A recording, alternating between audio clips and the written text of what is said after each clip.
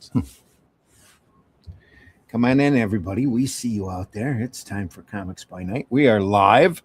Last week we weren't. This week we are. If you're out there, let us know. Hit that chat button. Chat's live. Got a great book we're going to start looking at. It's the start of 2026. Come on in, folks. Somebody's talking.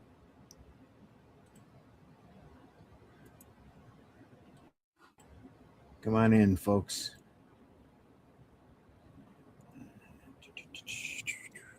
All right, I guess we're going to run the show. We'll get it going. Don't know where Glenn is, but he might catch up.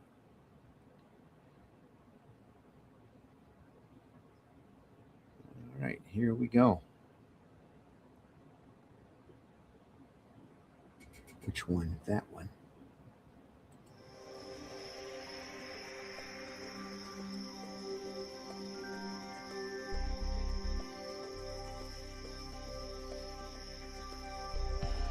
What was that? This is not a charade. We need total concentration.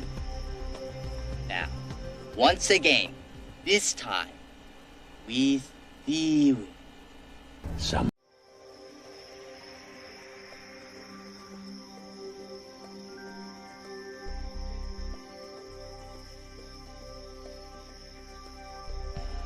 What was that?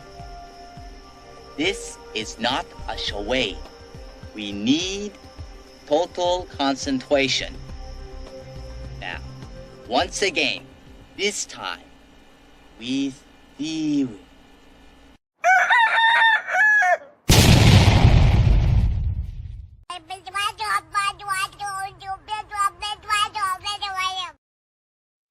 Just the way it is this morning. Started running the wrong one. Come on in, folks. Comics by Night. It's 5 a.m. where I'm at. I'm in the middle of Michigan. I'm your host, Randy Zimmerman. I've been doing comics for many decades. Latest gig right now is The Shadow Kingdom and the Atlantean that I am writing, that Russ Leach over there is drawing. So having a blast doing it. The adventures, great sword and sorcery tales of Cull and Brule as they travel the lands looking to rid their world of shape-shifting lizard people. As one does. Yeah. And we hope you get a chance to find a copy. Issue 4 is currently deep in production. Issue 5 script is currently being written. And the first three episodes are available at where all fine books are sold. You can order it through anybody that orders through the Ingram ordering system, Barnes & Noble, Amazon. CriticalBlast.com has it. Hope you can get a copy. We do crowdfund campaigns through fundmycomic.com. And you can expect the campaign for number 4 probably, towards the end of February, right? 1st of March, I think we'll go. 1st of March. All right. Joining me this morning is my cohort, artist friend, Russ Leach. Russ, please introduce yourself. Morning, my name's Russ Leach. I'm an artist from the UK, and as Randy said, we're all working on the Atlantean at the moment. So festivities are at an end, and it's time to get on board. So if you want to find out more about it, go to russleach.com and sign up for the email list, as lots of people on there already eager to find out what's coming next. Won't be long. You can buy all 3 books plus the original starting project that we put together, an adaptation of The Shadow Kingdom. You can buy all those on Amazon at the moment. But if you want to find out more, like I say, just keep up to date with russleach.com. Sign up for that email list. Yeah. There's The Shadow Kingdom right there. Shadow Kingdom's available in multiple formats as well. And also joining us this morning, making a rare appearance to the show, Mr. Marv, good morning. Look at you, Batman. Yes. Great Batman pajamas. Yeah, this is one of my jams. That's right. Yeah, great to be here, guys. Thank you so much for having me. Yeah. Got to stay warm. Yeah. Very cold in Portugal right now.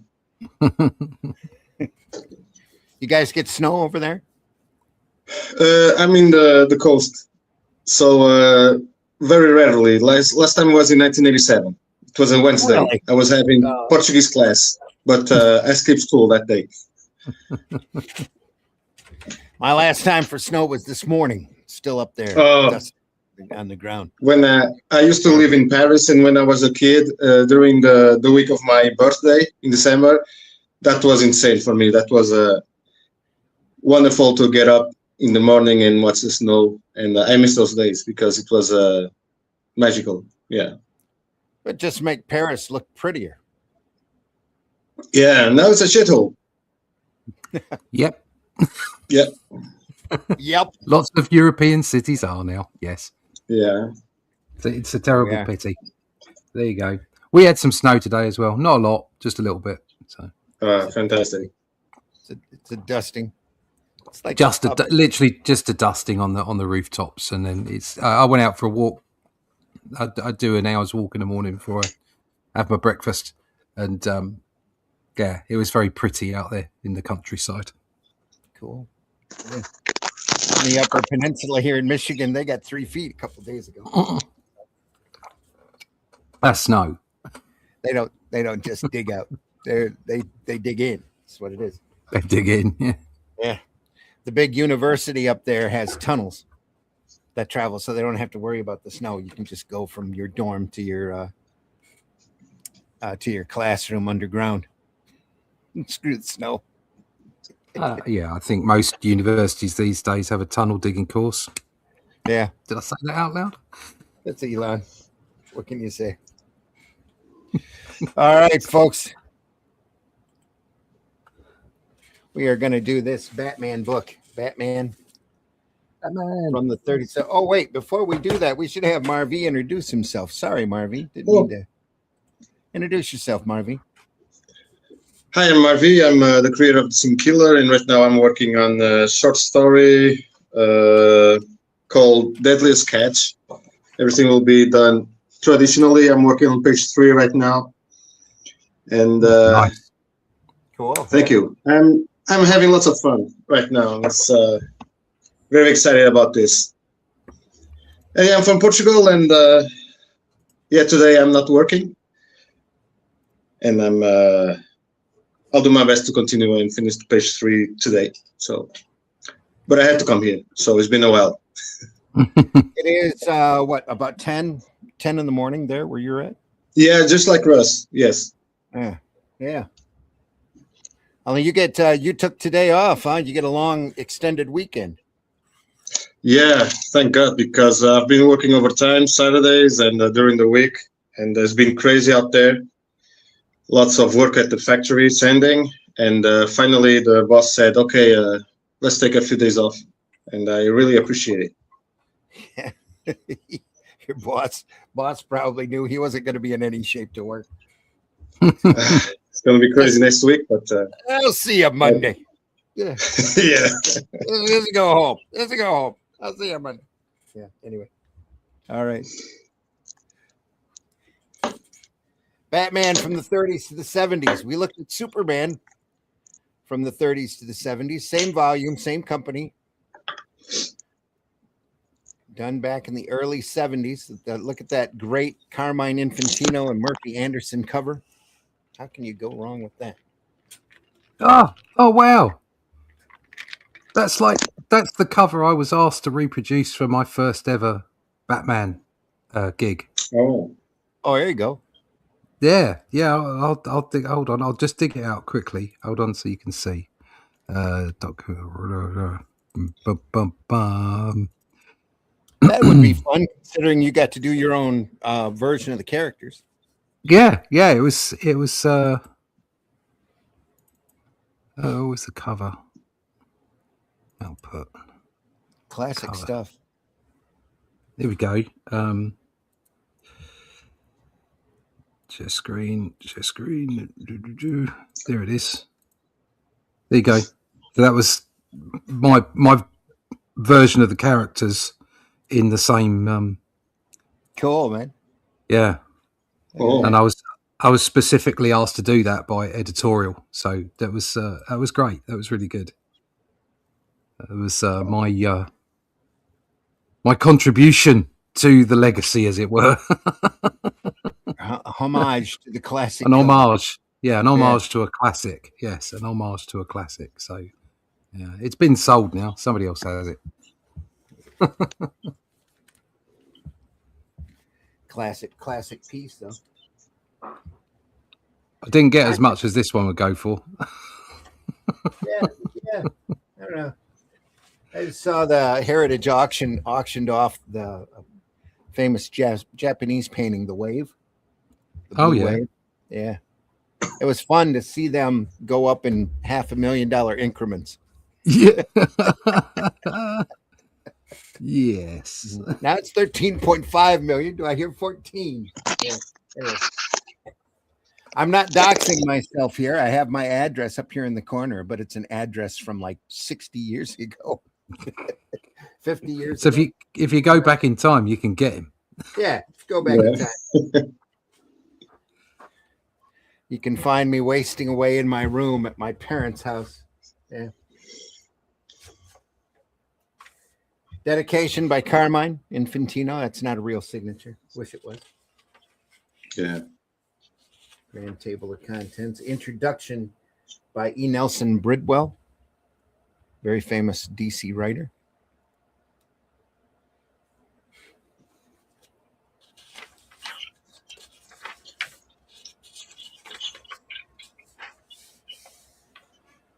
Another iconic cover. Batman number 1. Yeah. Speaking of iconic golden age covers, this Sunday on Sunday Funnies, we're going to be looking at a book I've had for almost as long as I've had the Superman from the 30s to the 70s. That is the golden age of comics. Wow. By Richard O'Brien. Collected covers and notes. It's a nice art book. It's got this cover in it as well. Very sweet. Even though Bob Kane signed it, I doubt he did the artwork for it. It's usually Bill Finger and Jerry Robinson doing the work. Bob Kane, yeah. Okay. The Batman. When Bob Kane first drew the Batman, he was in a red and yellow outfit. Yeah. Oh, like Daredevil. Yeah. Very much so. It took was it Jerry Robinson? Jerry Robinson said he needs to be in darker clothing and needs to be more of a mysterious bat. Looking through this book yesterday, the one thing that really impressed me is the early art style here that they're using. Jerry Robinson or Bill Finger, I think it's Jerry Robinson here, has got a real hard underground feel to it, especially the early underground comics. The old Tijuana Bibles has this kind of a feel, a style to it.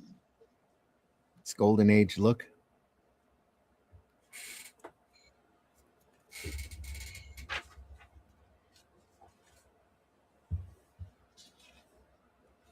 So they can trace Batman's origin back to early pulp magazines, the Black Bat, the Bat. There's a Bat in the Hat. Great Bat in the Hat. Yeah. It's a great shadow story out there that's got a Joker type character in it that they say that Finger lifted the plot from for the Joker. Here's the first Batman story. So did Finger had his name in the movies? I don't believe he had, right? I think he got credit at the end. Bill and Jerry Robinson got credit at the end of the Batman films. I'm not sure though, because I still remember the beginning of the Arena one, and I don't think his name is there even in the second Probably one. not. Yeah, well, have to go back and look. Comic history is so clouded because nobody thought any of this stuff would be relevant. No. 50, 60 years later, that'd be making $1 billion movies. Well, they're still not making those, but that's a whole other story.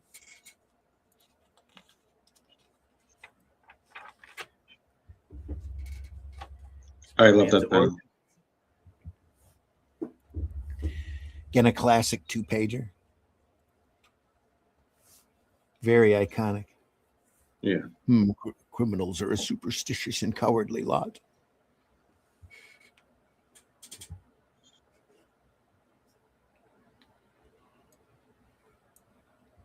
I was just watching New Frontier, a Darwin Cook version of DC Silver Age, and they were showing how why Batman picked up Robin. It was kind of interesting when Batman's first introduced in the cartoon. He's scaring everybody to death, and he comes up on an innocent victim, which is a little kid that was kidnapped, and the kid's freaking because he's scared of Batman, so he decides to get a kid sidekick and lighten up his costume.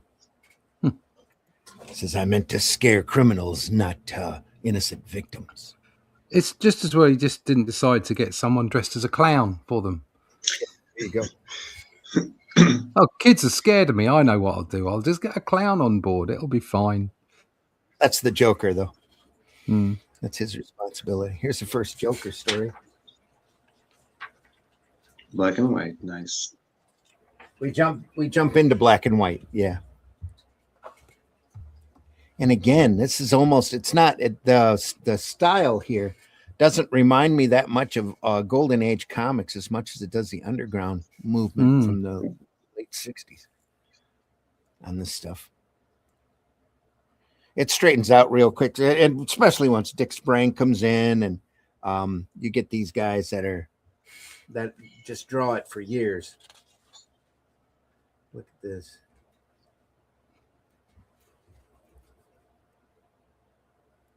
Almost with it being in black and white, and almost gives it an independent comic feel to it, especially with the style that they're using.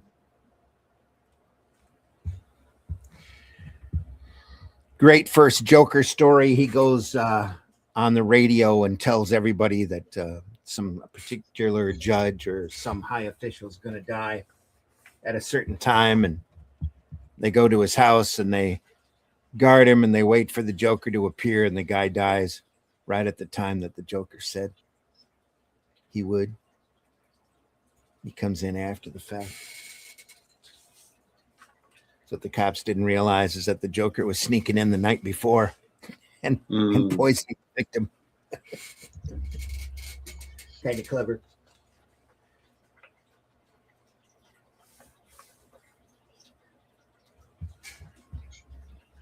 Says long before superhero dynamics, you got a lot of the comics are very much a beginning art form. Comic strips in the newspapers are raging. It's one of the main sources of entertainment at this point, the newspapers.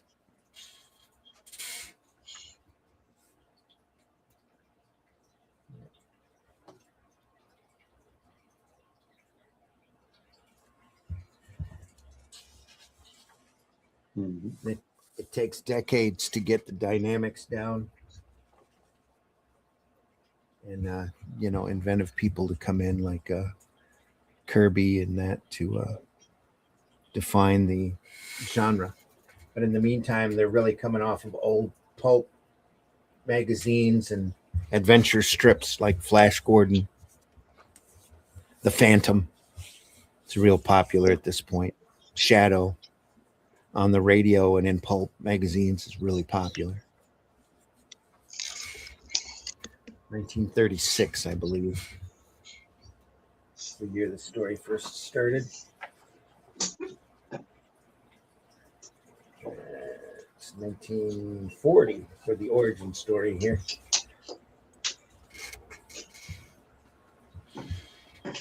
I think that ran in Batman 1.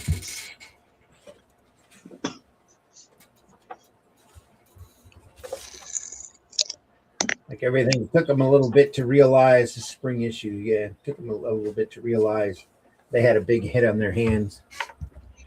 There's some of the covers from the 40s. In color, Two-Face comes in. Joker returns. So popular. They kept killing him off at the end of every story, and he kept coming back. Throw him off a bridge, kill him, have him do whatever, and he'd still end up back.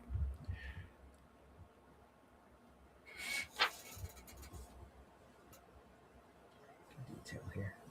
Yeah, that panel is incredible. Yeah. No background whatsoever.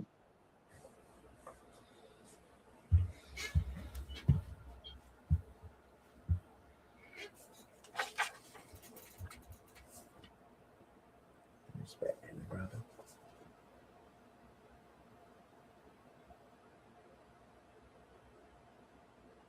Right. Joker, I'm the ace in the hole.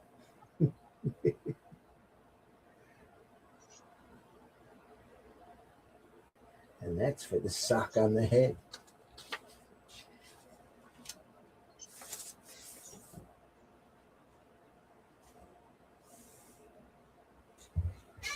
Bill Finger solidifying his style here.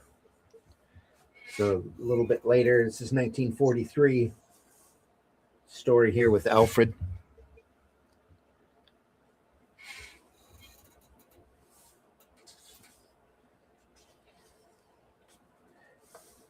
This is after Batman's been out for 7 years or so, real popular. Still doing everything by hand, ruling them panel borders. Not even using any kind of rule for the balloons, it looks like. It's all done by freehand. Wow. Balloons look.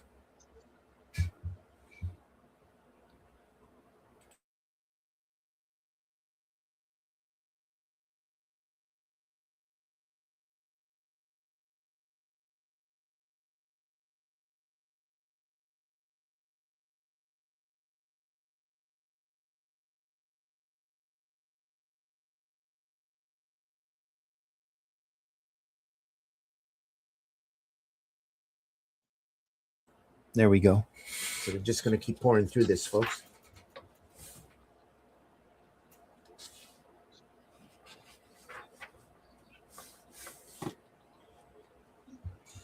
It's a comic strip still technically in its infancy at this point. The adventure strips are raging strong, and Detective Comics picks up original material. One of the first comics to do that. And a lot of that original material are comic strips that were reformed or rejected and cut into comic pages.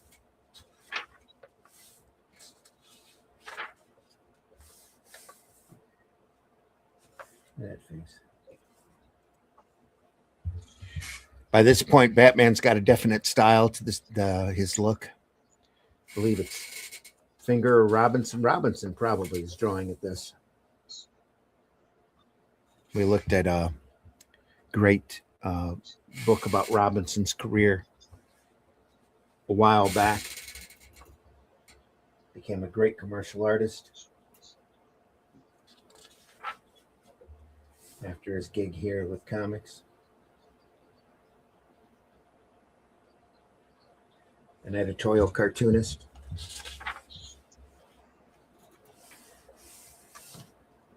It's another early Batman story. Dr. Death, Hugo Strange. I think this is the first Hugo Strange. This was 1939. So they're not exactly printing them here in chronological order.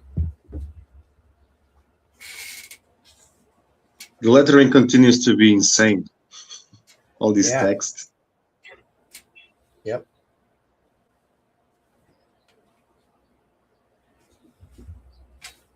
But again, they didn't trim it down back then. This is like Detective 29 or 30, I think.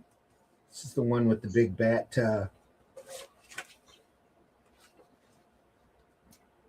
Batman on the cover. Let's see if they reproduce that here. This one. So that's Detective. What is that? 31. That's the cover for that story. What camera are you on, Randy? Because it's a little blurred. Logitech again. It's the same camera. Yeah, no, your settings. I think we're at where we were before. I haven't really changed anything. Let me look. Because it's. You never know with StreamYard though. Yeah, I thought it was in my end because I've been having problems with the StreamYard, so I haven't said anything because of that. That's better. There you go. You're right. It was set low. Yeah. Gonna have to go in and double check that every time now. Thanks, StreamYard. We can tighten in on it just a little too. Okay. Now I can put it bigger. Oh yeah. Yeah, that's much better. Much better. Sorry, folks. Let's still come down on it a little.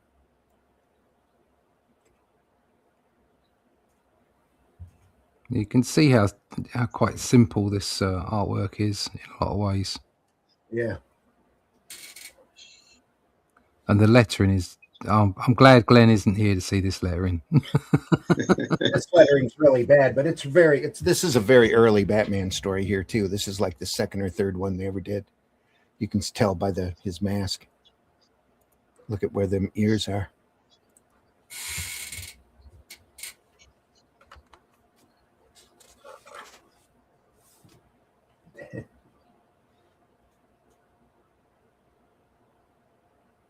Is Finger known by doing anything else than Batman, or he was exclusively working on this character?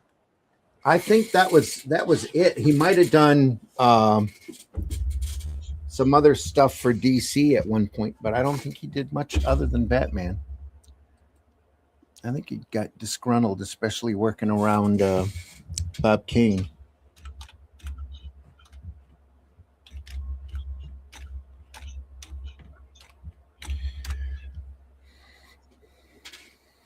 In just a second here, we'll look it up.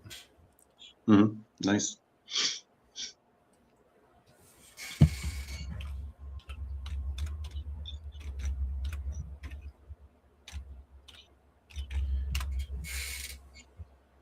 There we go.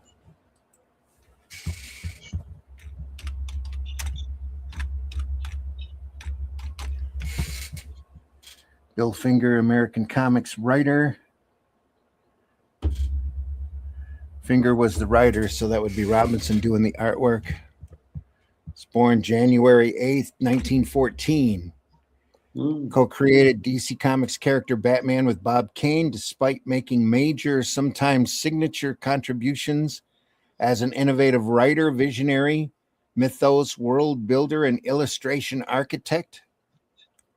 Finger, like other creators of the era, was often erroneously attributed to ghostwriter status on many comics he actually created or co-created, including those featuring Batman and the original Green Lantern.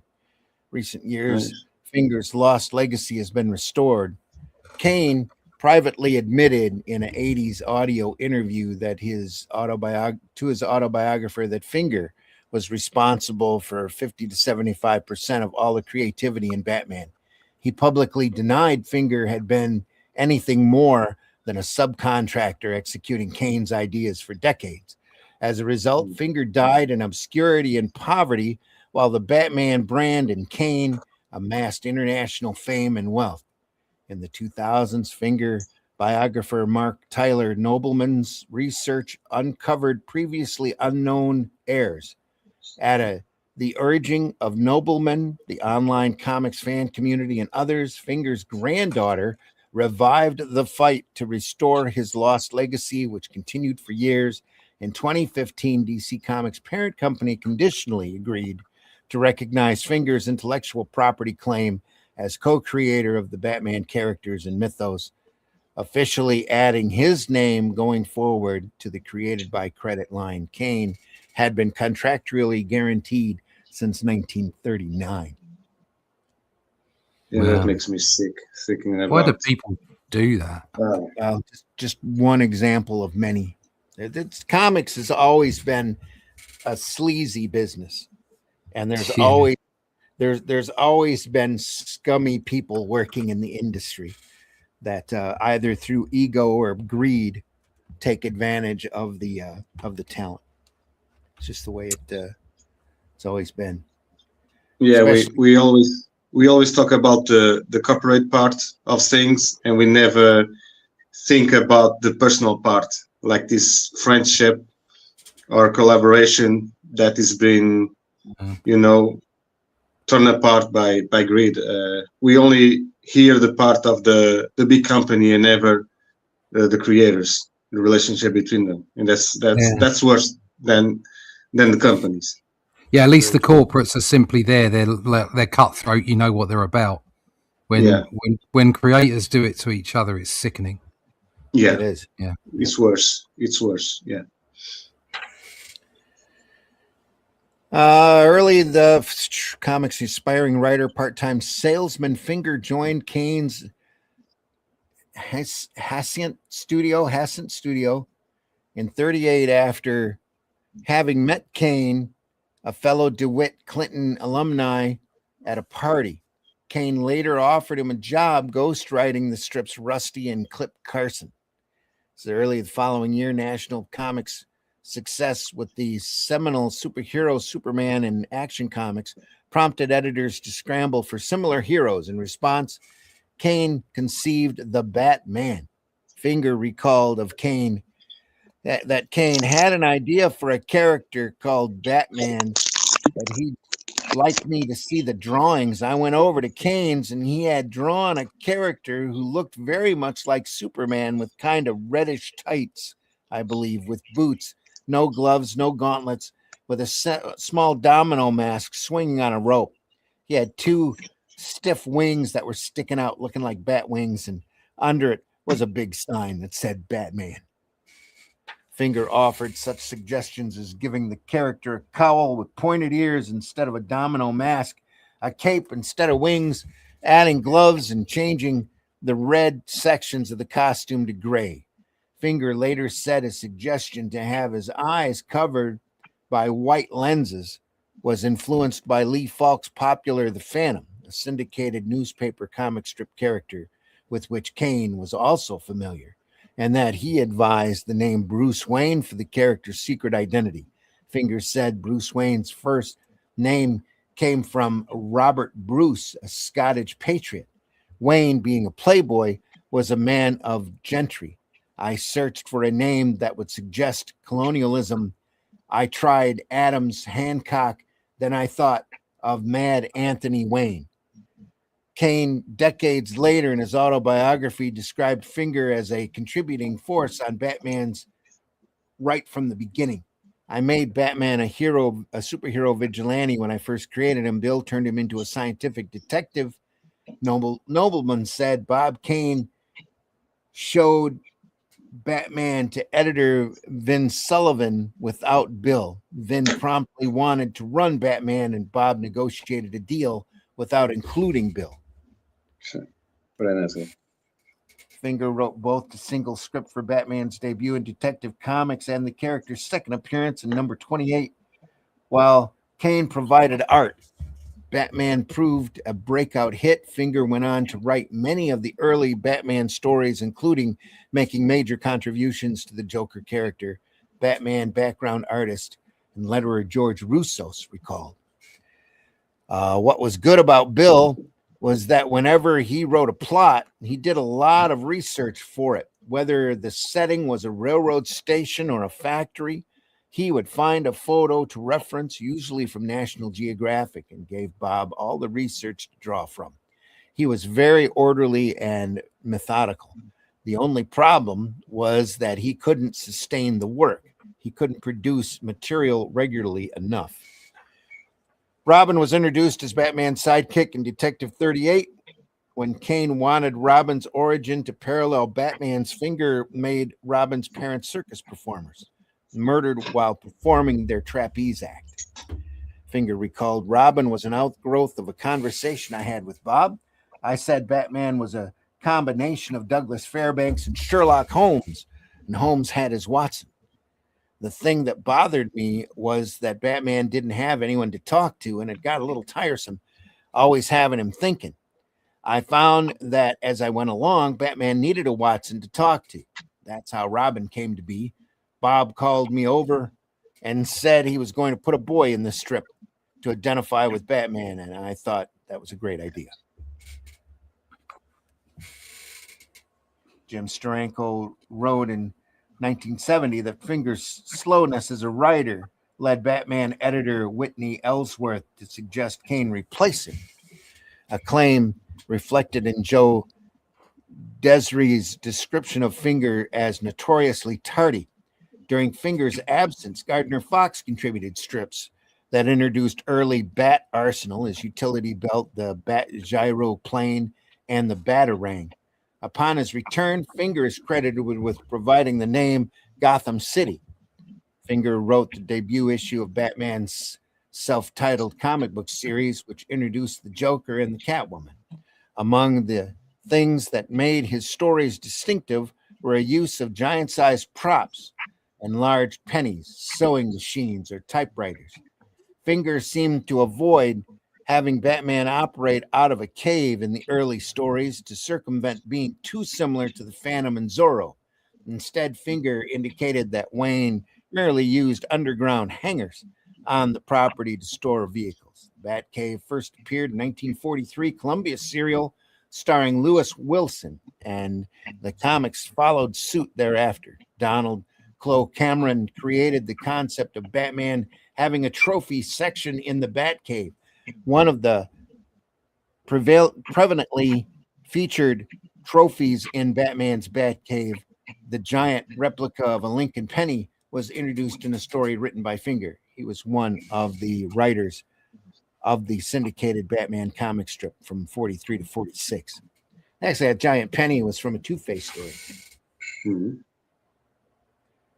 Eventually, Finger left Kane's studio to work directly for DC, where he supplied scripts for characters including Batman and Superman, a part of the Superman mythos, which had originated on the radio program, made its way to the comics when Kryptonite was featured in a story by Finger and Al Plastino in Superman number 61.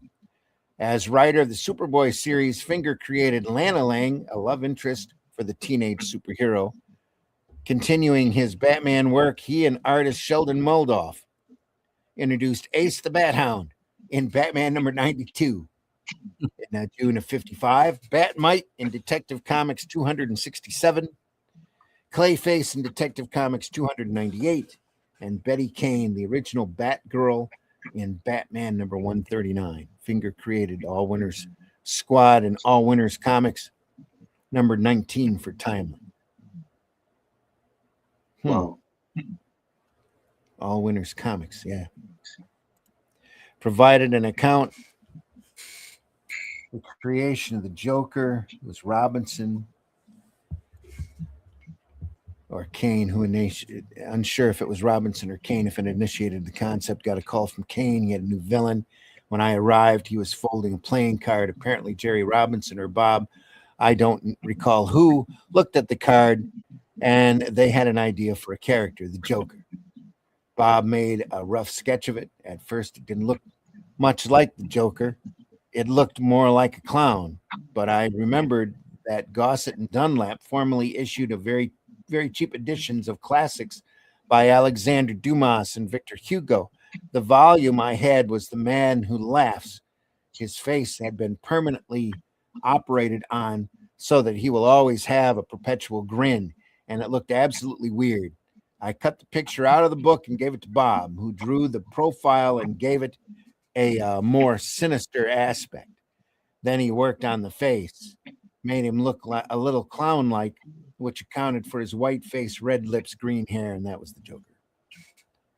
Finger also suited the creation of the Penguin, was fully in the same interview, outright refuting Kane's claim.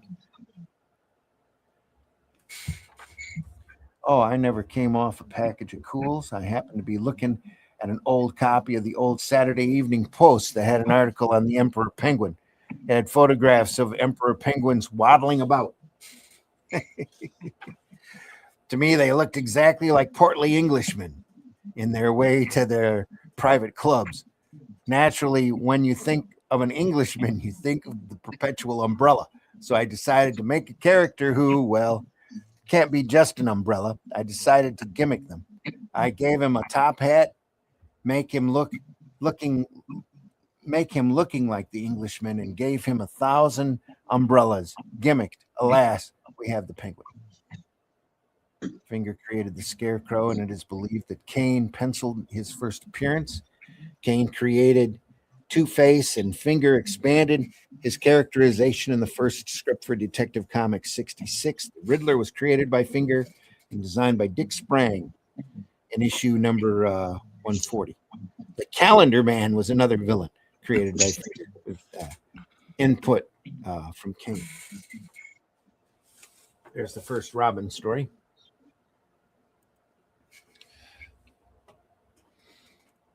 Yep.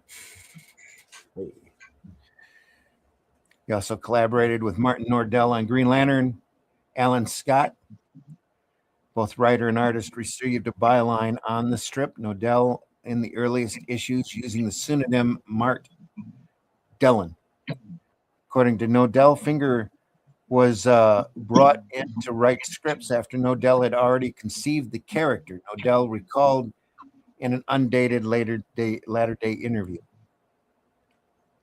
As a screenwriter, Finger wrote or co-wrote the films Death Comes to Planet Aten, The Green Slime, and Track of the Moon Beast, and contributed scripts to the TV series Hawaiian Eye and 77 Sunset Strip. He and Charles Sinclair wrote the two-part episode The Clock King's Crazy Crimes and The Clock King Gets Crowned, airing October 12th through 13th, 1966, in season 2 of the live-action Batman TV series. It was his first public credit for any Batman story. Wow.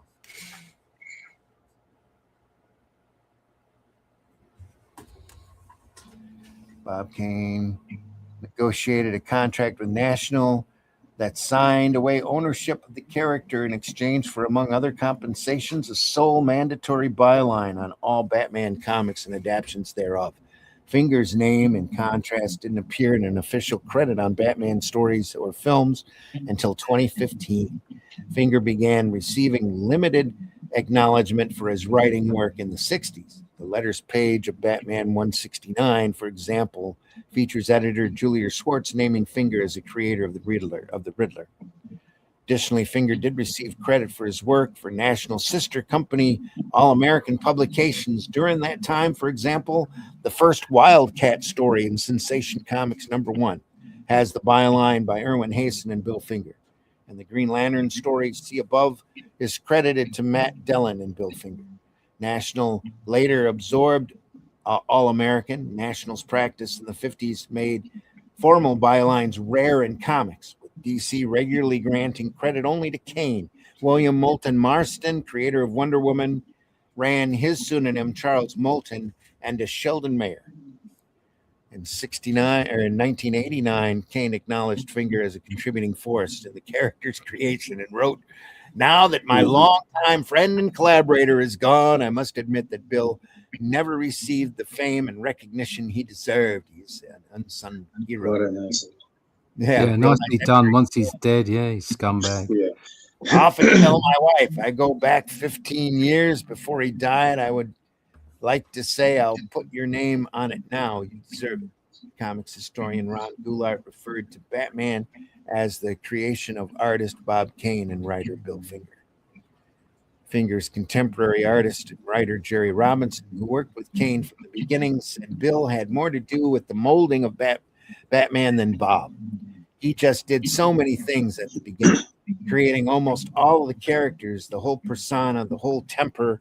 Batman inker George Roussos, another contemporary, said Bob Kane had rough ideas, but Bill was the man behind Batman. A DC Comics press release in 2007 said Kane along with writer Bill Finger, had just created Batman for predecessor National Comics. Likewise, DC editor Paul Levitz wrote The Dark Knight Detective, debuted in Detective 27, the creation of Bob Kane, Bill Finger. Writer John Broome and penciler Gil Kane created the comic book villain William Hand, aka Black Hand, as a tribute to Finger, whom the character's name and likenesses were based. So if you ever see the Green Lantern villain Black Hand out there, it's actually Bill Finger.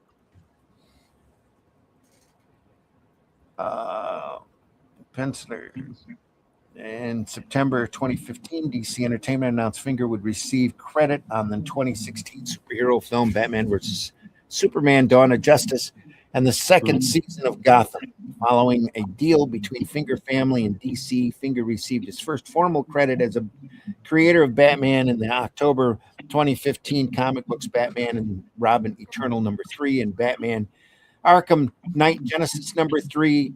The updated acknowledgement for the penciler appeared as Batman created by Bob Kane and Bill Finger. Finger was posthumously inducted to the Jack Kirby Hall of Fame in '94 and the Will Eisner Hall of Fame in '99 and '89 or '85. DC Comics named Finger as one of the honorees in the company's 50th anniversary publication, 50 Who Made DC Great.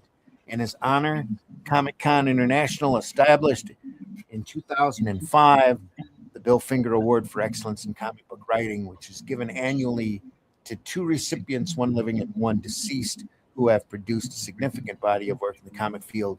Finger posthumously received an Inkpot Award in 2014. There we go. Now we're getting back to Batman here. Looking like Batman.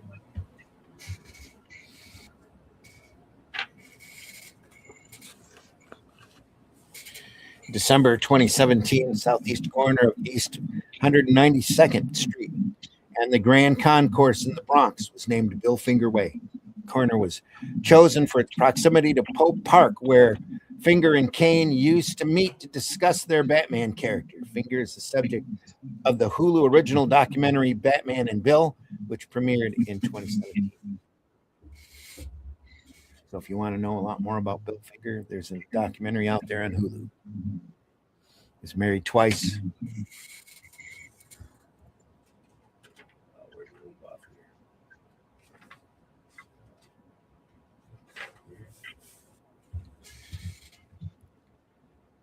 He's married twice. His first wife, Portia, had a son, Frederick. After their divorce, Finger married Edith Lynn Simmons in the late 1960s. They were no longer married when he died in '74. Finger was last seen alive January 16th, 1974. His friend and longtime writing partner, Charles Sinclair, found Finger dead in his home on October 18th at the condominium Allen House in 340 East 51st Street in Manhattan. The cause of death was occlusive coronary atherosclerosis. His death was not widely reported at the time. Finger had suffered 3 heart attacks, though it was long believed by Sinclair and others that Finger was buried in an unmarked Potter's Field grave. His body was actually claimed by his son Fred, who honored his wish to be cremated and spread his ashes in the shape of a bat on a beach in Oregon. Nice. The first story of the issue, Batman 259, December '74, would be dedicated to Finger's memory. Fred Finger had a daughter, Athena, born 2 years after Bill Finger's death. Fred died of complications from AIDS on January 13th, '92. Athena and her son are his only known living heirs. Her attempts at the prompting of noblemen and comics fans and aided by her attorney half-sister to restore Bill's legacy resulted in Warner Brothers' 2015 decision to officially recognize Finger as co-creator of Batman film and TV projects going forward. That's Bill Finger.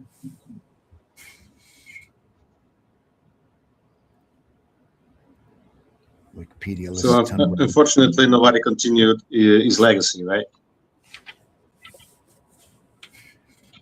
No, he's got, well, his legacy continues with every issue of the Batman. Yeah, but like the Kuberts and the Ramirez, you know. Oh yeah, no, they didn't continue on writing. But back then comics were like a bottom of the barrel Yeah.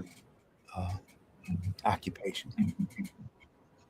No, Jaco says you're intelligent. I'm just reading Wikipedia. Jacob, thanks for joining us. Looking through some great old Batman stuff here. Still go tighter. This is the first Batman and Robin story. Yeah, that first panel was great. Thrills, and more thrills. But the amazing character, the Batman, and the sensational find of Robin, the boy wonder of the comic strips, give you every issue their astonishing exploits. Watch for next month's thrilling episode.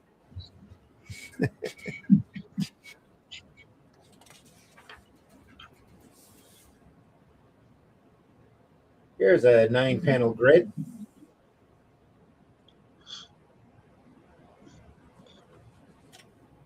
This is a 1940 Batman and Robin story. Hollywood.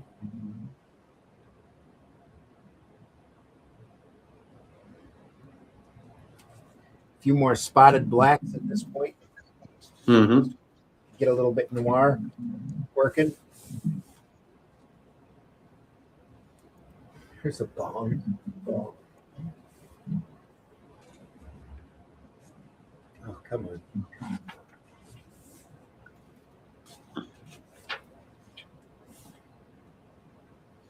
Moving stairs.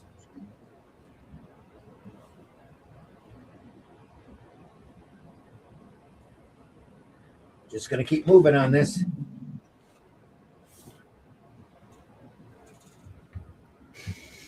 Chat's open, folks. Feel free to chime in. We know you're out there. Hit that like button. We got a good audience this morning, but just nobody talking in the chat.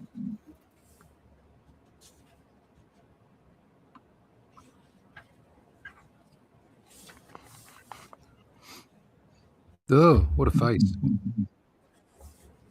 It's Basil Carlo. Look at that lettering. Slanted. Oh, wow. It's pretty bad.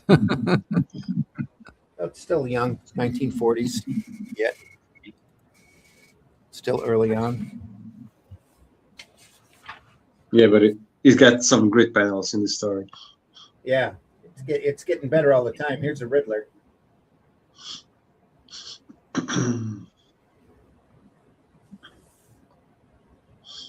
So he had that crazy question mark costume even back then. Yeah. Mm-hmm. He wears a suit now.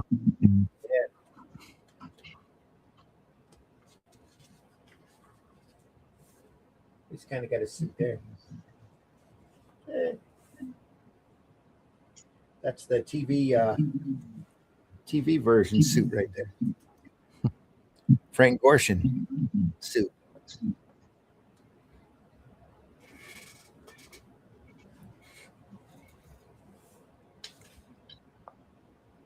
Set up like a crossword puzzle. Looks like. Riddler.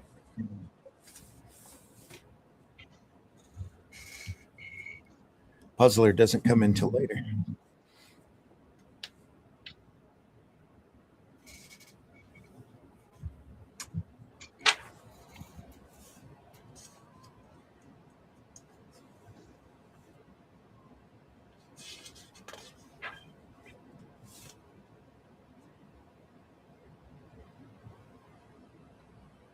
Get that? He's almost got the Joker's face there.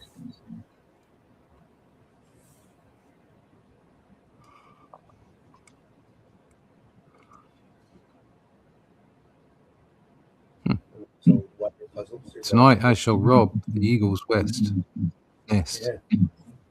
The Riddler. It's nice of him to sign it. Yeah.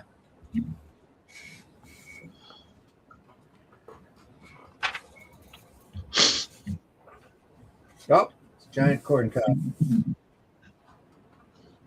Of course. As it is. Yep. Higgins canned corn.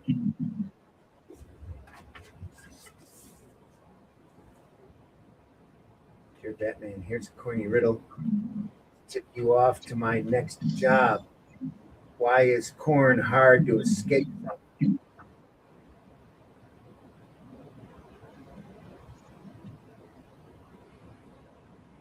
Because it's a maze.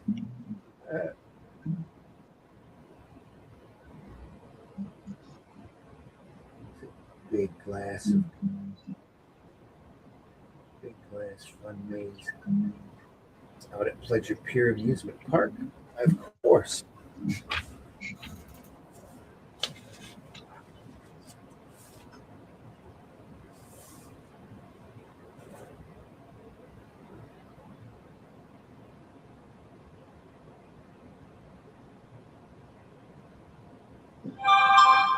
I'm trapped out here at the end of the pier. I've lost the game. Yeah. Could a question mark came off the Riddler's costume when he drowned, or perhaps he escaped drowning and left it there to puzzle us. Only time will solve that riddle. Wahaha.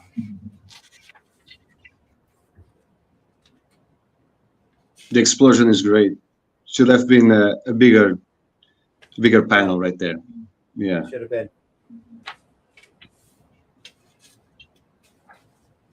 Next, we have the Red Hood.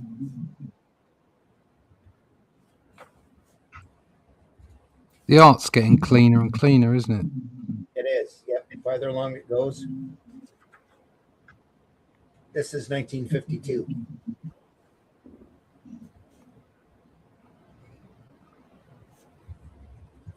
So Sprang is in this. Russo's. Batman was very friendly back then. Oh, yeah.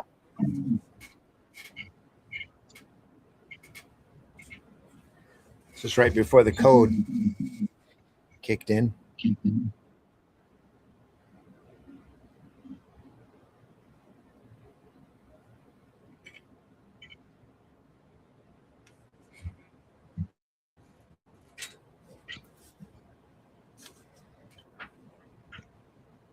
Did Adams had something to do with his character, with his personality, when he started drawing Batman? Who? Or he was only making the drawings?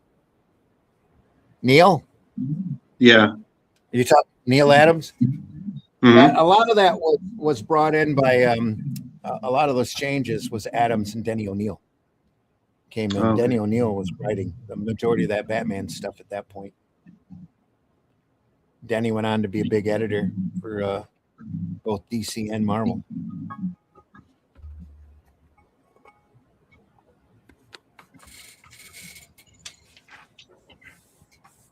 Probably the best book on comic book writing that I've read was done by Denny O'Neil. That was part of the DC did a series of books on the different aspects of professional comic book work, and Denny O'Neil did the writing book.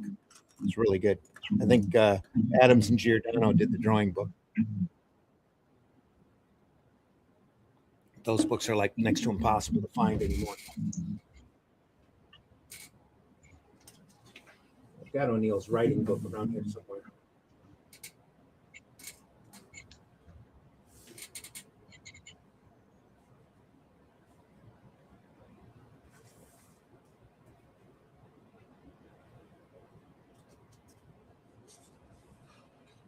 Batman is enjoying being behind that guy. Yeah.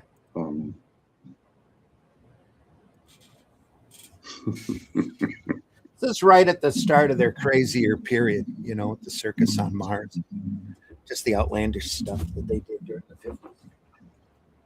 Mainly because of the Code Authority. So forcing them not to take comics very seriously. Have you read the book, The Seduction of the Innocent? I haven't read it. No, I've only seen a couple of copies, Oh. but I haven't read it. I've got a. I've not. It's not really a second edition. Back in the 90s, I think it was. There was another preacher that tried to do another Seduction of the Innocent volume. I've got that. But the original is very hard to come by. I think the only time I've ever seen it was in a glass case.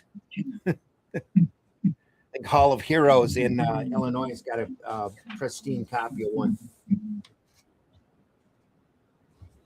Can be a good show, talking about that book. Yeah, you hardly ever see him at shows. And actually, the book is all psychobabble nonsense with a couple of comic panels, pointing out that Wonder Woman was a fetishist and Batman and Robin were probably gay, and all of the sharp objects going into people's eyes, and all the, they're just trying to drum up propaganda to explain why they weren't raising their kids right and they were making juvenile delinquents, So they had to blame comics. Then they blamed rock and roll, and they blamed D&D, and now they blame TikTok. It's the origin of the Batcave in 1954. Catching up a lot more. Is Bob Kane still taking claim? Though I doubt he's writing or drawing anything at this point. I'd be stunned if he was. Okay. Nice plan of the cave. Yeah. Don't know quite how he gets the plane out of there. Yeah, I was thinking that. He has to turn it around and fly it out the front door.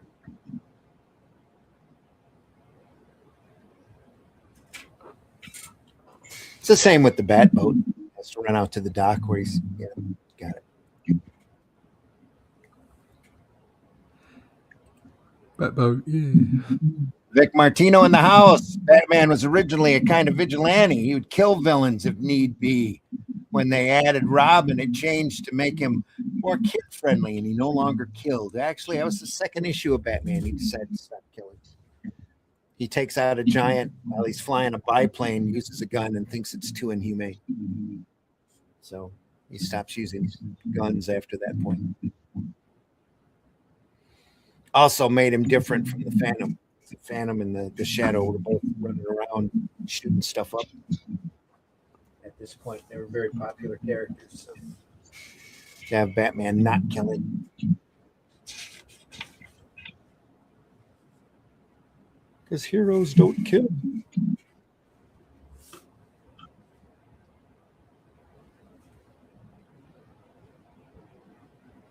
Ears at this point getting smaller, almost inconsequential.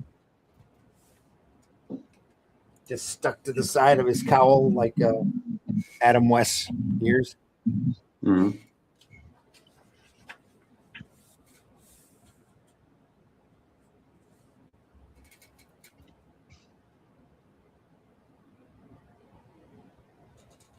Inking's getting tighter. At this point, there's a lot more style to it. Yeah, it's got a proper look to it now, hasn't it? Spraying is coming in at this point.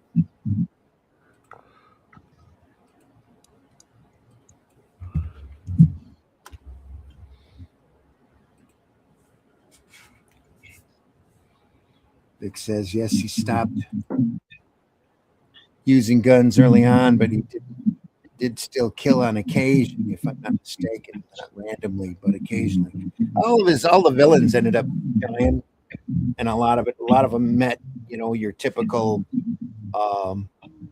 old cinema ending where they would die, fall off a bridge, or appear, like you just saw the Joker. They die at the end of every story and then miraculously come back, and then never explain how they survived.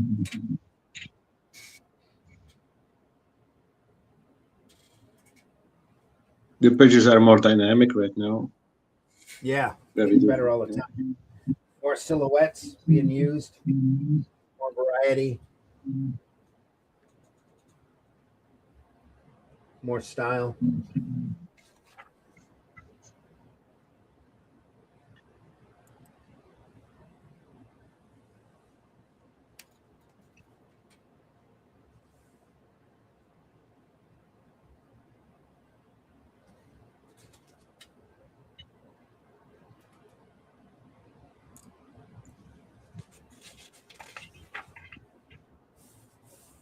There's Batman in the 40s. Here comes Batman in the 50s.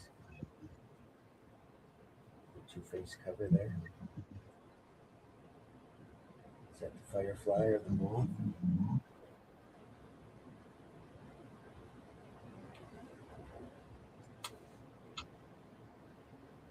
Golly, that strange looking arrowhead of green of Jeremy Cole's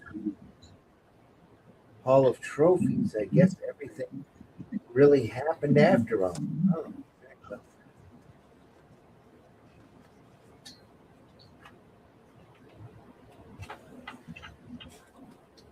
More great covers. First major crossover. Mm-hmm. Joker and Luthor are working together, and yet we can't stop them.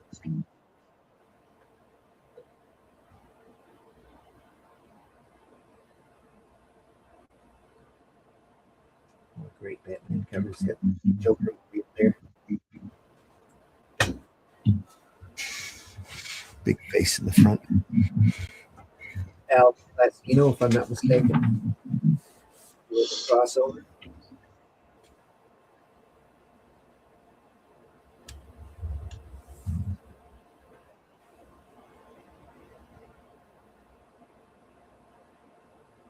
It's not plastic. Yeah, it is plastic. Doing this. It's Wayne Boring.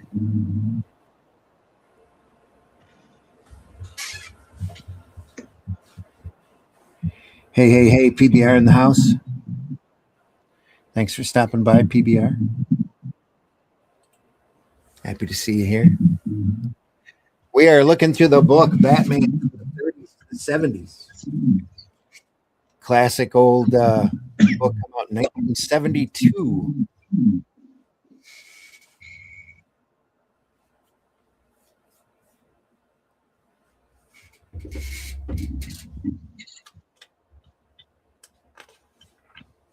That 50 years ago.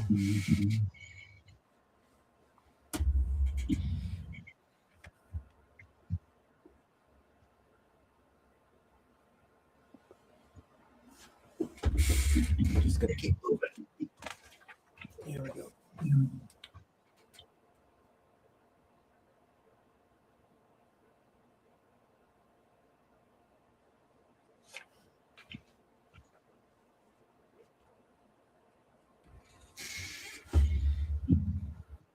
Yeah, they put a few little color sections in the book, but most of it's in black and white, mainly for cost effectiveness.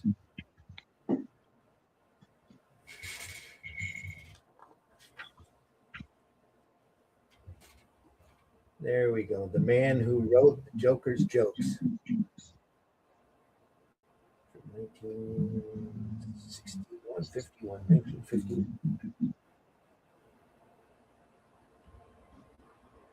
Superman sometimes looked like George Reeve in some panels. Yeah. Well, they barrel chested him for many decades. Quite a few. Wayne Boring and Al Pacino drew him with a thick chest. Made him look more like a strong man at the circus.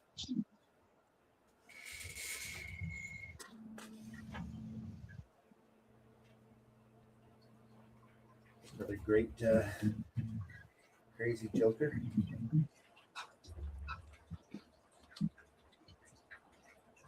Not quite sure who's doing the artwork. It doesn't look exactly like Sprang to me.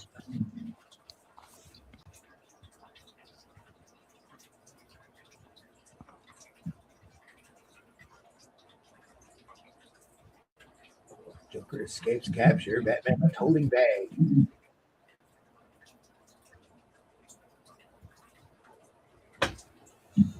Glenn would have a field day with that.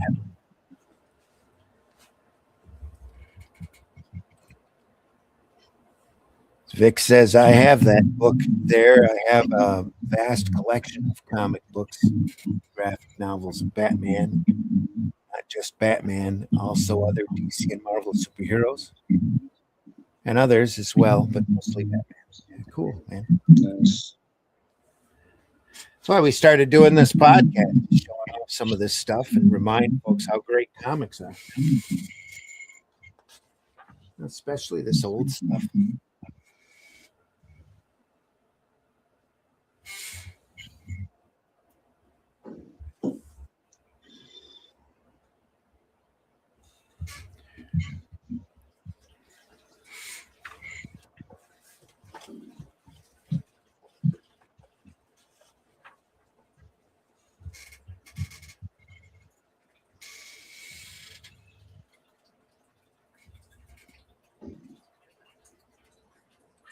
I also have a book of Superman. I have a book like that of Superman. Yeah. We looked at that a few months ago.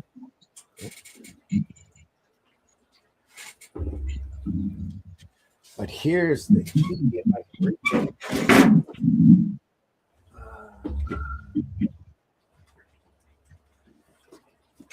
Here's one to look for at shows if you didn't have it yet.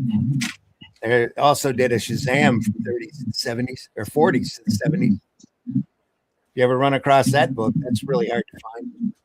Not easy to find at all. We'll look through that one of these days.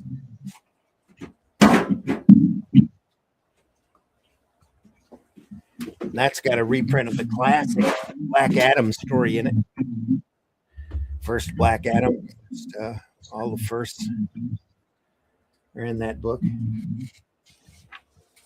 They did that shortly after they revised Captain Marvel in the 70s.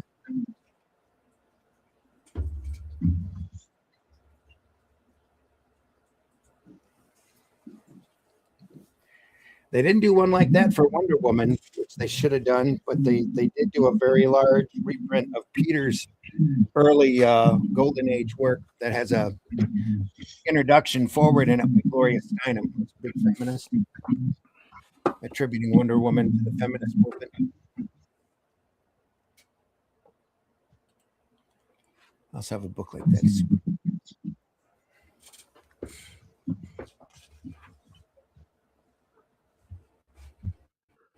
New Crimes of Two-Face.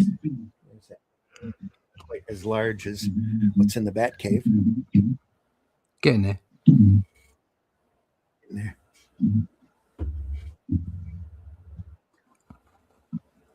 Really classic stuff.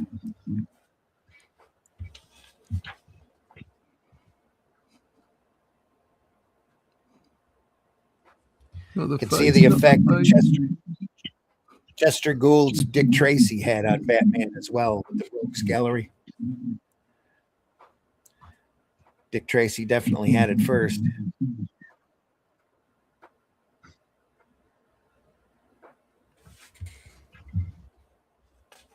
See a lot of that influence here too.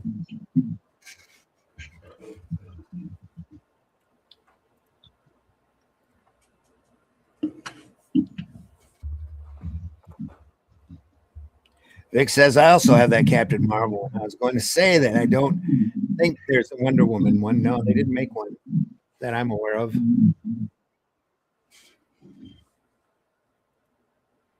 Never saw it. But that Gloria Steinem volume is really good. Got a lot of Peter's artwork in it.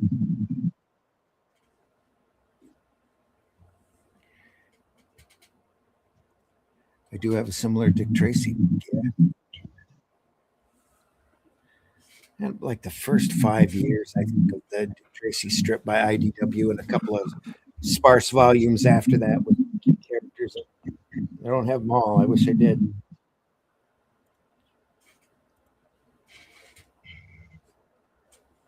That Dick Tracy strip's worth looking through.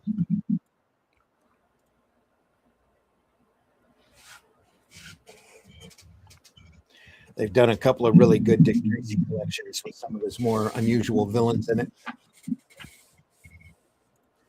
What is this? Batman's Frogman outfit. Wow. Bat frog. Frog.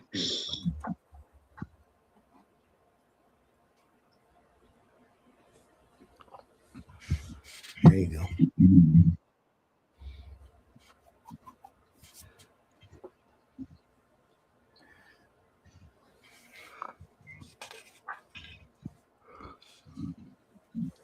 It's time for the crime predictor. The next big crime will be the murder of Batman. Oh. All right. Okay. Predict it. Look at that crazy computer.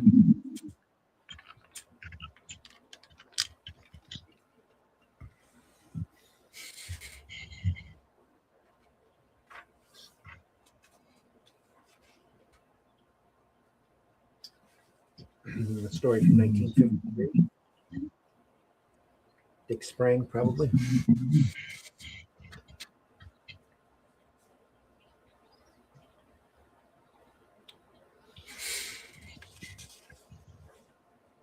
Oh, maybe not. Look at that detail.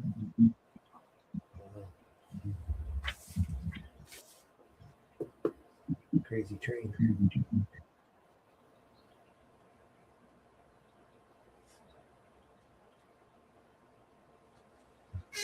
That's a huge change from when we first started out.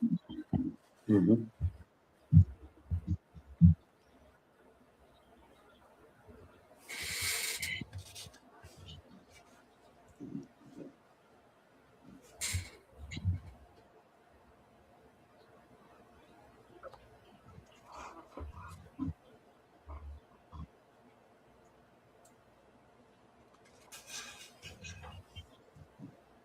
Mm.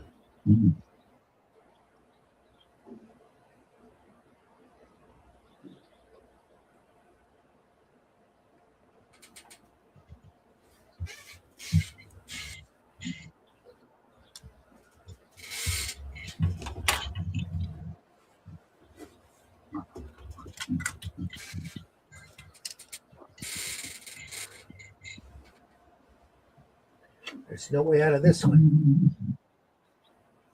That it should be he who helped the terrible prediction come true. We've still one chance without their seeing. I open the valves of those acetylene tanks that stood behind us. It must be a big explosion. Yep.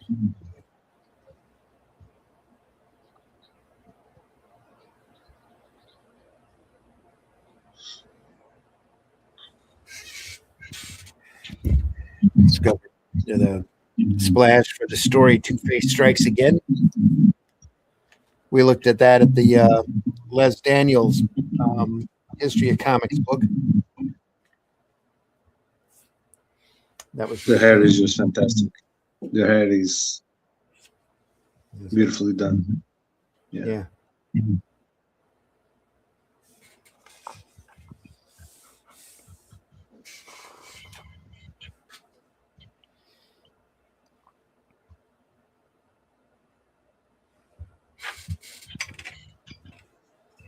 It's Two-Face again.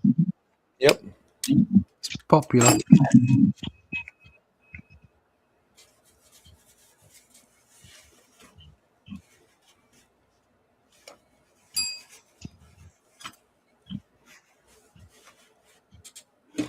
Is that a clown? Clown? Down the bottom right. Oh, yeah. Huh. Yeah. Didn't notice that. A rodeo clown or something. Yeah.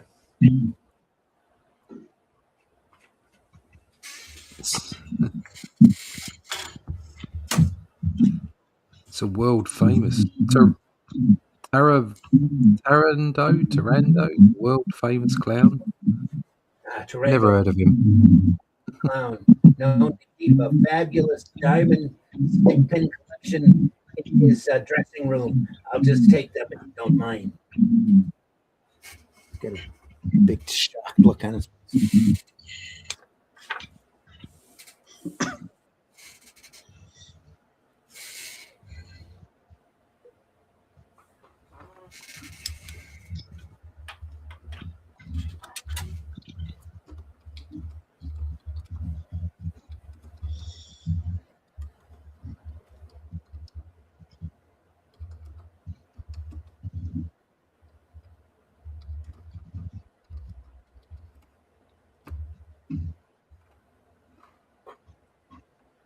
Vic says among Batman influences were Zorro and Dracula. It has been said. Yep. I have a good Lee Falk Phantom collection. Cool. Said to be the first superhero, more accurately masked costume crime fighter created in 36, 2 years before Superman in 38, followed by Batman in 39. Mm-hmm.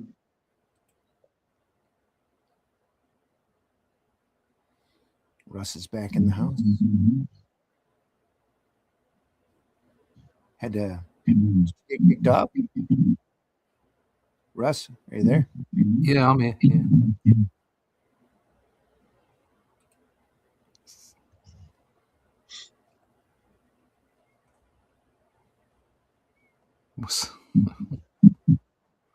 Is that Abraham Lincoln? Yeah, I was looking at it. Yeah.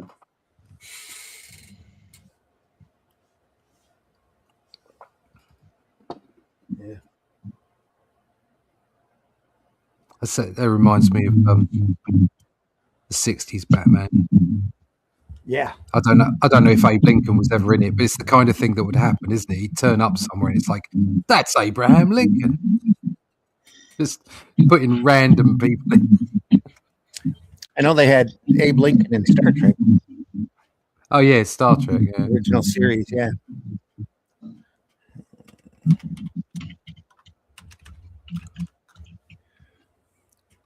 I seen they started checking up his suit on Two-Face as well.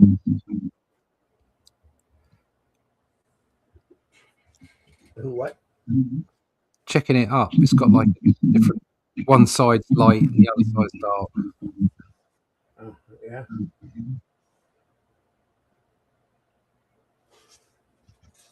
Here. Yep.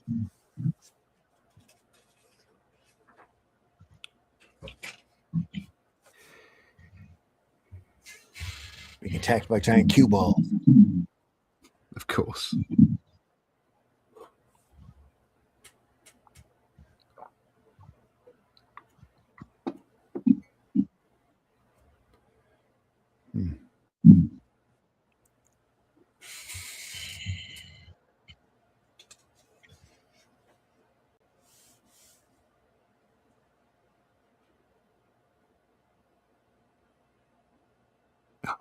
Caught him. Great catch.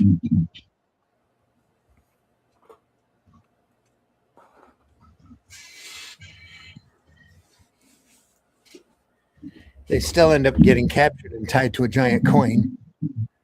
Of course. Two-Face is going to flip right onto a set of a bed of nails or spikes. They're all going to die.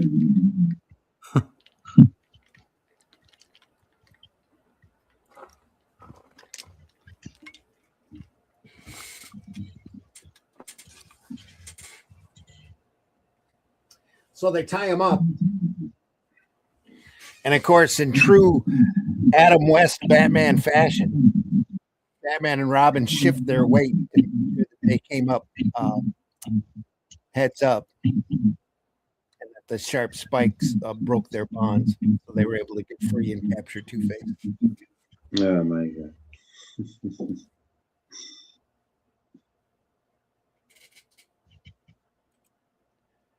PBR, Happy New Year to Randy and crew. Hope all in chat are doing groovy.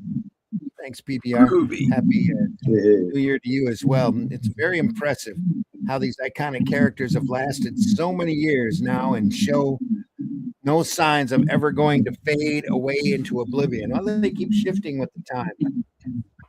Either that or they become obscure. You know, they've had plenty of characters come and go. It's just a small handful have that iconic ability like Batman and Superman are.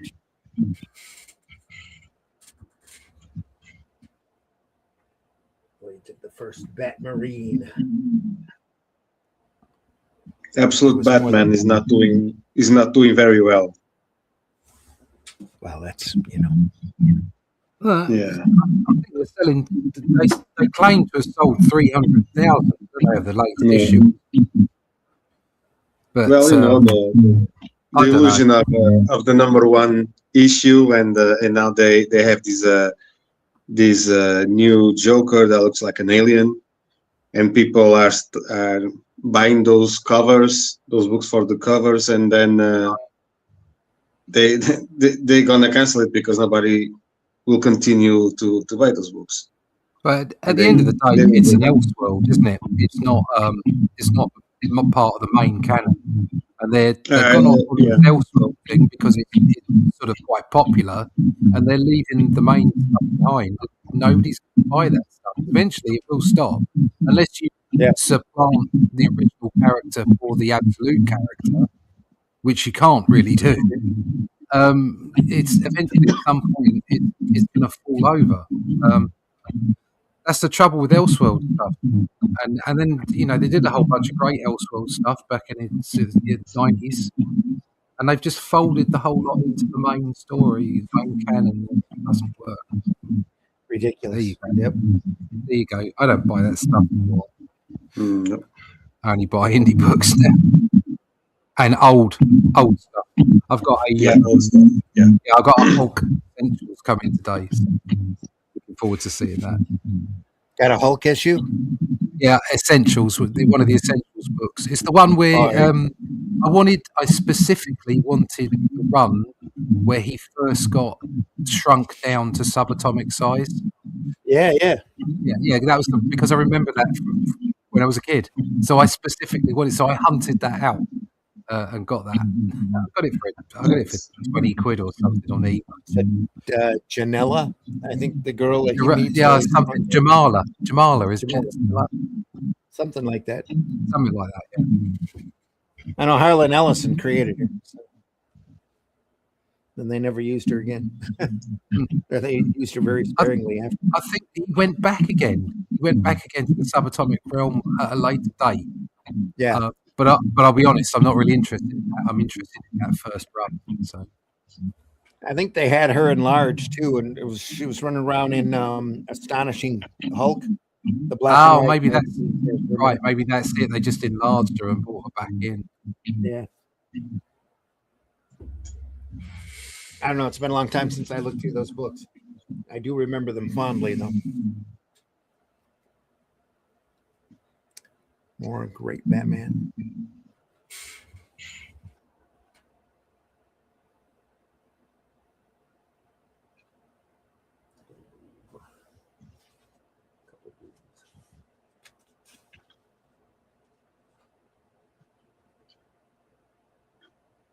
A little bit of a checkerboard pattern working.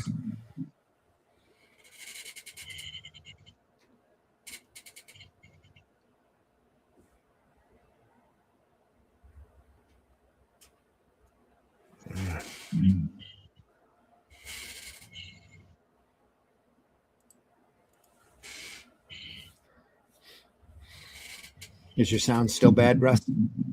Yeah, I don't think there's anything anyone can do about it. It's StreamYard. I'm getting kind of a background echo. Have the entire episode. Yeah, it's like everything's being repeated underwater. Yeah. Yes, hideous. Pretty sure it's StreamYard. I hope it's not on the actual podcast.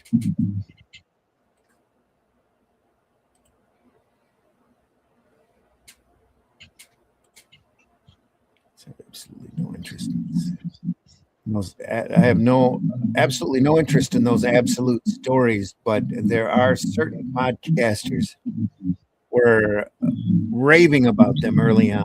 Never interested me. Everybody's entitled to their opinion.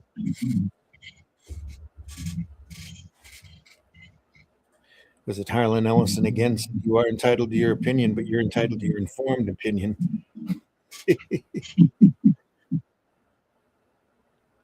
Yeah, I think some of those people are being paid to do that.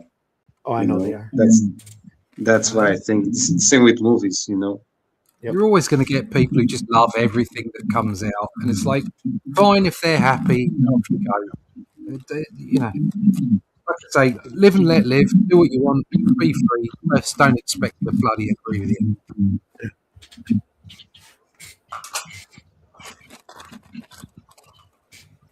Just don't trust anything on the internet. No, don't trust anything anywhere, mate. You can't trust anything.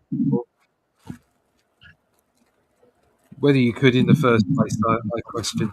There it is. There's my whole book. Mine's just turned up at the front door. Is it an essentials or an epic collection? It's an essentials. I got an epic collection for Christmas. But yeah, I do love the essentials books. I love the fact they're black and white. Yeah, same here.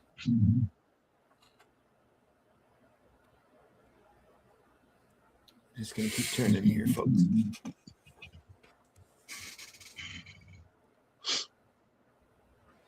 More black bat plane.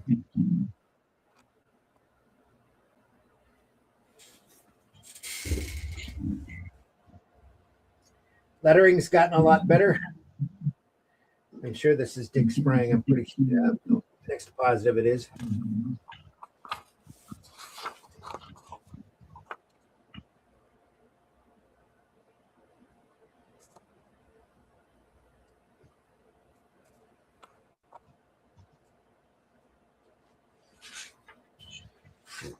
Batman Indian Chief. Yep, Batman Indian Chief. Bat Chief. Bat Chief. Bat Chief. Just can't stop looking at the amazing covers that they did. Yep. Great stuff. I've been trying to tell someone yesterday the comic book store near me was open and they had a huge selection of Gold Key Tarzan in the dollar bin. There you go. Oh. I was able to get a good run. There you go. Oh man, You. I hope they were all Manning Tarzans. You get a little what's his name? Ed Marsh.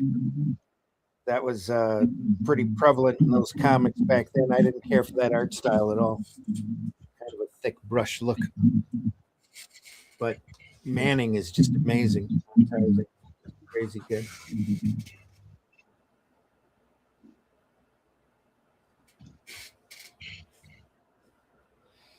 That's something we'll look over here pretty soon is the Manning's Magnus, the robot fighter. Got an archive of that we'll look through.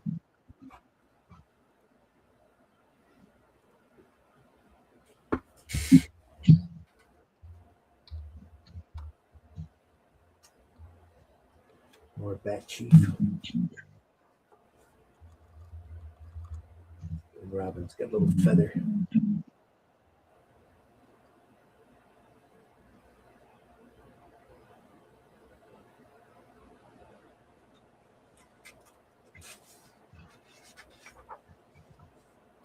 There he is. Ace the Bat Hound. oh my god, I didn't know that one. He's got a secret identity too, right? Yes.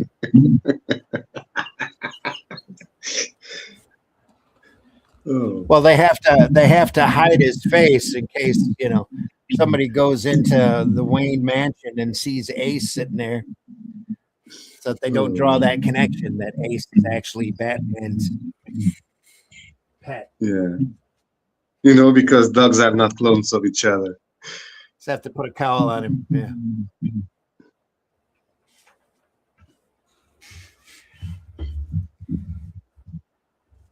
Didn't know he had a dog.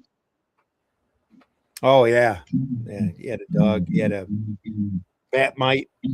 He had a bat everything during this time. There was a bat girl and a bat woman. Bat cow. Bat cow, maybe. Pretty sure there was a bat too. Bat.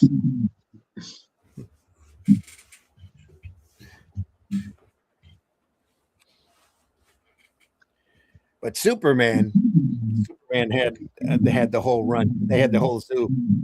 There was a super cat, a super horse, a super monkey, a super turtle, Streaky, super cat. Oh, Streaky. That was Supergirl's pet till they gave her Crypto.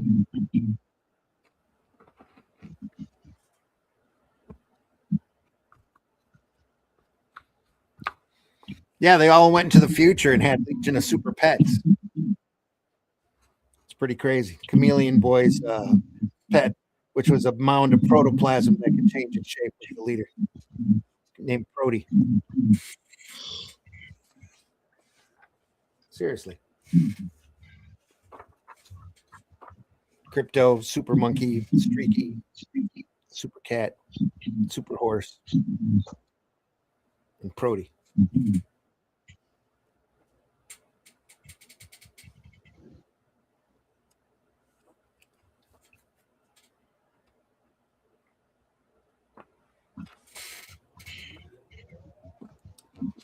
I can't stop looking at all those great covers, amazing covers that they're doing.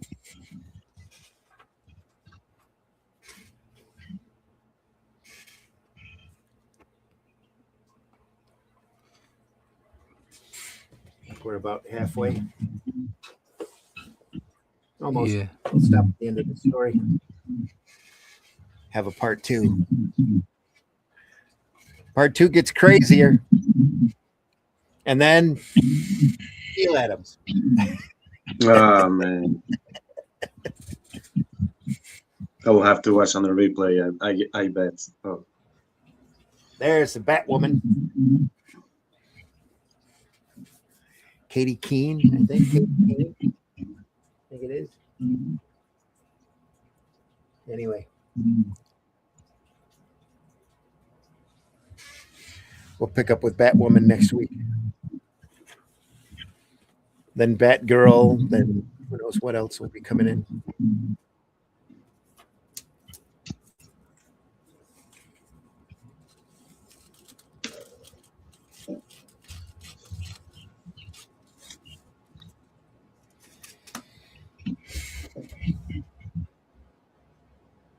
Yeah, we'll stop at 1956. There's a little bit more to go. Wow. About halfway. That was fun. Bookmark it there. Call it. About halfway. Maybe a little more than halfway. That's Batman from the 30s and the 70s. Actually, Batman from the 30s and the 50s. We'll cover the 50s to the 70s next week, folks. A lot more great stuff on the way. Slightly ripped with that ripped dust jacket.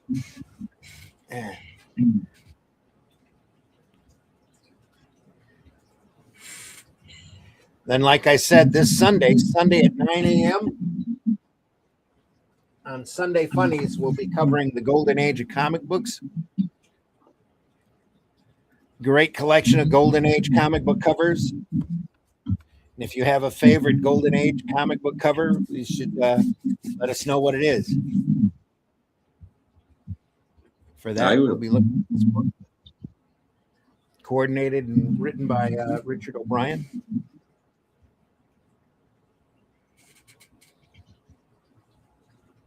See some great cover layouts then on Sunday. And then next Friday, the rest of Batman from the 30s and 70s. Yo. Yep. Marv, tell folks how they can find you. Well, you can find me on Instagram at Marvy Mr. Sin. And yeah, I'm posting there some cool stuff like this page of. There you go. This is page number 2 of the short story that I'm making now called Deadliest Catch. So this turned out very cool indeed. And yeah, you can find me there. You can follow me, and I'm not posting a lot. But when I post cool stuff. So There you go. that's it. Thanks for having me once again. Thanks for being on. Appreciate you being here. Russ, please tell folks how they can find you. Yeah, you can find me at russlee.com. Go over there, sign up for the email list, and we'll let you know when the Atlantean issue 4 should be going to crowdfunding 1st of March. All right. Folks, I've been your host, Randy Zimmerman, and I apologize if the sound quality's been bad. It's been StreamYard, not us. In all fairness, I don't think that's coming over in the on YouTube. I think it's just us studio. Okay, well, good. I hope so. Folks, we do this twice a week. We do it because we love doing it. We love looking through old comics, old sequential art, just to remind ourselves how great this stuff is. Great stuff, folks. Great individuals all working hard to entertain folks with comics, words, and pictures. No greater form of communication. I don't think there's a more personal form of storytelling other than perhaps songs, writing, that comes close to your ability to what you can do in comics. Just love this art form. We love showing it off. We've been doing it for a while. There's a large collection of archive of our work. You can find it archived over at Comic Book Black Belt YouTube channel, the Randy Zim YouTube channel, and the Indie Comics Network YouTube channel. Go over there and take a look. We've looked at a lot of different art, a lot of different comics from a lot of different ages. Just all great stuff, folks. And there's so much more to look at. We're just going to keep doing this till we can't. It makes us better creators. It makes us appreciate this medium, and just makes us better overall. Again, we appreciate you stopping by. We're glad you were in the chat. Our numbers were real solid this morning. We know the majority of our viewership is after the fact. We love you guys too, but please hit that like button, subscribe to whatever platform you're watching us on. It doesn't cost you anything. We are not monetized. We're not begging for money. We don't have outside sponsors. You're not having to listen to how great it is for you to go out and buy gold or get slabbed comics. All the ads that you see here are either in fun or are advertising our stuff. We ask that if you enjoy this program, we do 3 things. 1, that like and subscribe button. Leave a comment, because every time you interact with this program, you help us with our algorithm. 2, to buy our stuff. If you enjoyed this program, go buy our stuff. Look for our work wherever you can. And 3, most importantly, if you enjoyed this program, do tell your friends so that our audience grows. I know there's a lot more people out there that would enjoy this program if they just knew it existed. So please, if you enjoy this program, let folks know. I think that's it. Is that it? Yep, we're done. We're done. We're going to see you on the next one, folks. Don't forget us Sundays, 9 a.m. Eastern time for Sunday Funnies. We'll be back again Friday mornings at 5 a.m. for another episode of Comics by Night. We deeply appreciate you stopping by. Thank you so much for being here. We'll see you on next week. Take care. Good on you, bitch. I love this shit.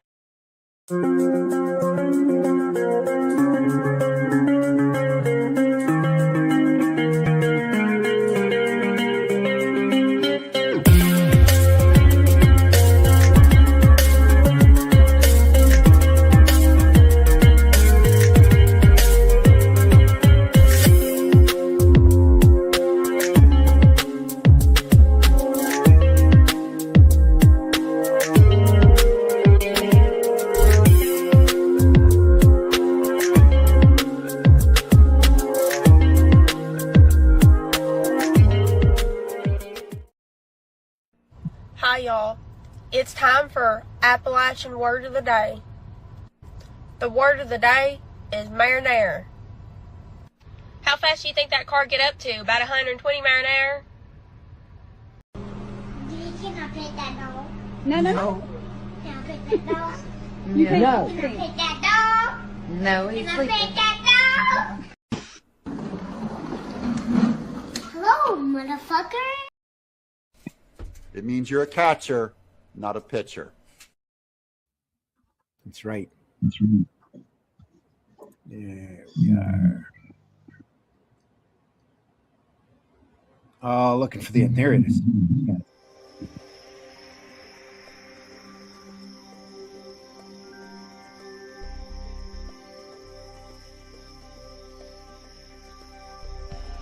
What was that? This is not a charade. We need total concentration. Now, once again, this time, with the...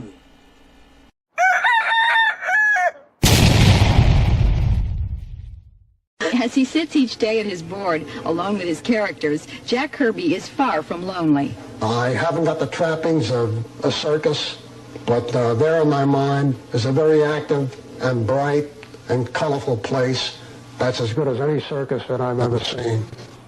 And I live with that, and I enjoy it immensely. Taste the biscuit, taste the goodness of the biscuit.